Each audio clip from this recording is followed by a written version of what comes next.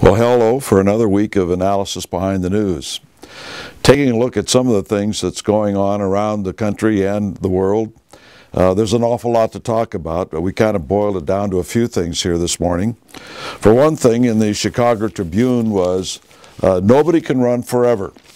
And it seems as though this individual was involved in a hit and run that caused a fatal, it was a fatal accident. And this was in 2009, and so he ran back to Mexico from whence he came, and nobody's been able to prosecute the fellow because apparently we cannot extricate the man from Mexico based on this crime. That hitting somebody with an automobile and killing them is not something that we can bring them back from Mexico for. And yet we see that U.S. fugitives can be prosecuted in Mexico in the same newspaper. A little different section talking about crimes that Mexicans have performed in the United States. They can be prosecuted in Mexico, and that certain U.S. authorities encourage this sort of thing. Why not prosecute them in Mexico for the crimes they've committed in the United States? Well, that becomes a jurisdictional problem, doesn't it? Why not prosecute people in the United States for something they did in Germany, or something they did in Angola, or something they did in Mexico? You see, there's a jurisdictional aspect involved in all of this, which breaks down the sovereignty of the people in those locales. And so it ultimately leads to, if we do this sort of thing and start prosecuting them in Mexico or having Mexico prosecute them, it leads towards one more step in the unification of North America into what we have nicknamed the North American Union. And by the way, in that regard, we see from this United States Northern Command, from their communique, that they've had an inaugural trilateral meeting of North American defense ministers. So the North American Union is going forward, at least in the military, to where they're starting the process of forming a unified command for North America. Now keep in mind that our unification in regards to the military or anything else with Canada also brings in the Commonwealth. How does Canada keep up its Commonwealth obligations at the same time that it forms an alliance with the United States? And then overall, you cannot do anything of this nature without it being having the approval of the United Nations. The United Nations must approve every regional agreement that is formed. Most people don't realize that. If you look at the Charter, if you look at NATO, you look at the now defunct CETO, any of those organizations, the OAS for instance, any of those within their first few paragraphs subordinate themselves to the United Nations. So any union of North America at the minimum would be in subordination to the UN and tying our hands just that much more. Let's look at something else that is a phenomenon that a lot of people don't seem to realize has organization behind it. For instance, I was just in Philadelphia and I noticed that there were tables being set up to sign petitions in regard to the Trayvon Martin shooting. And everybody's wearing their hoodies now, you see, in sympathy to all this. There's a lot of back and forth. Was this guy right in doing what he did? Was he in danger? And on and on.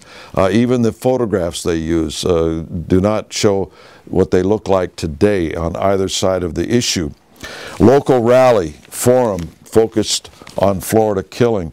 And all over the country are these rallies and marches and so on and so forth. And the usual suspects are always out there giving speeches, like Jesse Jackson and the rest of these people. But at any rate, the thing that I want to point out in this regard is, whenever you see this being spontaneously formed in country, all across the country, in city after city, it's not spontaneous.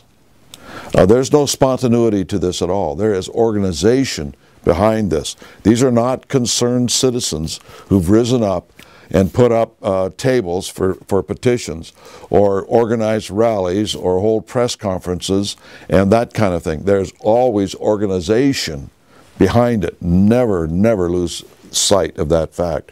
The Wall Street protests, the Occupy movement, for instance, as that sprang up all across the country, there was organization behind this. When you go to these rallies, when you go to these events, you begin to see the same literature, the same slogans, and everything else being put in play at those locations. It is all orchestrated, but people, because they can't see the organization, think it's spontaneous. It's just a spontaneity amongst the American people. Now think that one through. Now I'm not just talking about civil rights, I'm not just talking about the left or anything of that nature. If it is also on the right, if things happen spontaneously all across the country at the same time, using the same slogans, using the same name, some organization is behind that. Think that one through. It tells you a lot about what's going on in this country. Just because you can't see the organization doesn't mean it doesn't exist if everybody's doing the same thing at the same time with the same, even the same layout on the signs and everything else. It's not, in that regard, that's very interesting, because I recall right after 9/11, did you notice how the United We Stand came on board everywhere you went in the country? Immediately there were people with the same sign, United We Stand, all over the country, same time. I said to myself, something's behind this. What is it? Never found out. But I had a pretty good idea that it was to build support for the Patriot Act, at any rate. Another thing that's been going on, of course, as we've continued to notice it, militants rule in Mosul. So we've left Iraq, and now the militants rule the place. So much for that. We went in there to eliminate the militancy of Iraq and the danger to the United States, that sort of thing. We've actually created a worse monster than what was in existence before we went in. Something that was very interesting on the editorial page of the Chicago Tribune yesterday was beware the cliff. And the cliff is the cliff we're going over economically if we don't watch what we're doing. And this is according to the Fed chairman, Bernanke.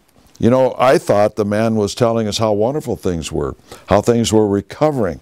Now all of a sudden he's saying, watch out, we could really get into economic trouble if we don't do what he recommends the Federal Reserve does.